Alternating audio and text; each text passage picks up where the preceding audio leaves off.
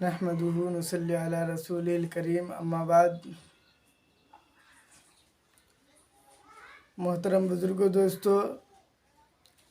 آج ہمارا عنوان ہے معذور کا نماز، یعنی معذور آدمی کس طرح نماز ادا کرے۔ شریعت کی نظر میں معذور کون ہے؟ پہلے اس کو سمجھیں کہ معذور وہ آدمی ہے جس کی عذر، چاہے عذر جس طرح کی ہو، چاہے پیشاب کے ٹپکنے سے، یعنی پیشاب کرنے کے بعد قطرہ زائل ہوتے رہتا ہے، قطرہ ٹپکتے رہتا ہے، یا کوئی ایسا زخم ہے جس سے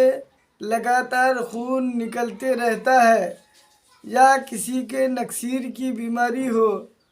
جس سے ہر دم خون نکلتا رہتا ہے، یا پھر کسی کو گیسٹرک کی بیماری ہے جس سے ہر دم ریح خارج ہوتے رہتا ہے، تو ایسی صورت میں وضو باقی نہیں رہتا۔ زیادہ دیر تک وضو نہ رہنے کی وجہ سے وہ کس طرح نماز ادا کرے، آج ہم اس کے بارے میں بیان کریں گے۔ پہلے یہ بات سمجھیں کہ اس کا عذر یہ دائمی ہے یا کبھی کبھی ایسا ہوتا ہے۔ اگر دائمی ہے تو وہ شریعت کی نظر میں معذور ہے، اور اگر کبھی کبھی ایسا ہوتا ہے تو گویا کہ وہ آدمی ایک مرتبہ کسی بیماری کی وجہ سے یا کسی وجہ سے ایسا ہوا ہے تو وہ معذور نہیں سمجھا جائے گا، یا معذور ہونے کے لیے کم از کم 6 وقت کی نماز گزرنا ضروری ہے، یعنی 6 وقت سے زائد وقت ایسا ہی اس کو عذر لگا ہوا رہے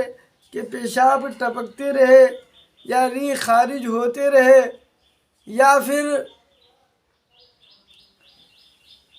ان کا خون بہتے رہے، تو وہ معذور ہے۔ تو معذور آدمی ہر وقت کے لیے نیا وضو کرے گا، یعنی جب نماز کا وقت آئے گا تو وہ نیا وضو کرے گا۔ ظہر کے وقت ایک وضو کر کے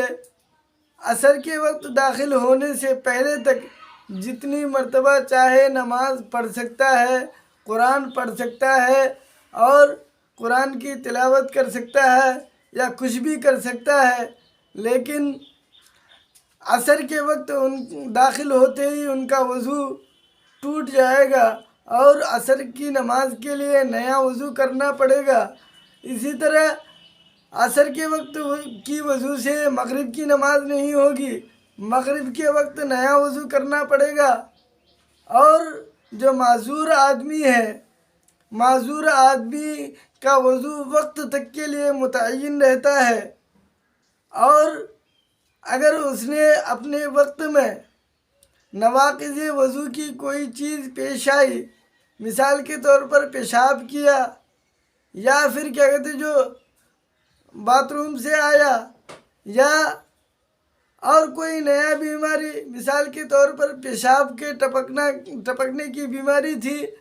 اسے کہیں سے پھوڑے پھنسی سے خون نکل آیا، تو اس صورت میں وضو ٹوٹ جائے گا۔ اگر یہ صورت نواقض وضو پیش نہیں آئی، اور جو ان کا مرض ہے، یعنی ریح کا نکلنا، یا پھر پیشاب کے ٹپکنا، یا خون کے جاری رہنا، جن کی بیماری وجہ سے ان کو عذر ہے، اگر اس بیماری کے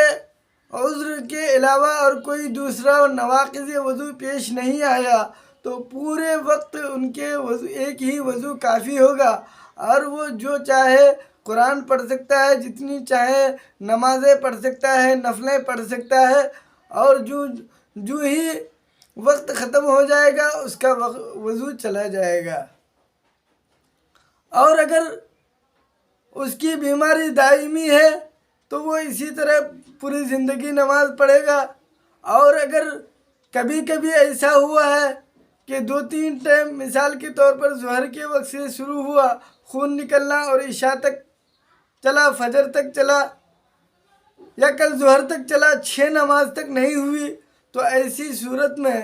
ان نمازوں کا قضا کرنا پڑے گا، وہ معذور نہیں سمجھا جائے گا، بلکہ ایک دن کسی بیماری کی وجہ سے ایسا ہو گیا تھا، اسی لیے ان نمازوں کی قضا کر لے، اور جو ہے عصر نو ہر وقت وضو کرے اور وضو کر کے نماز پڑھے۔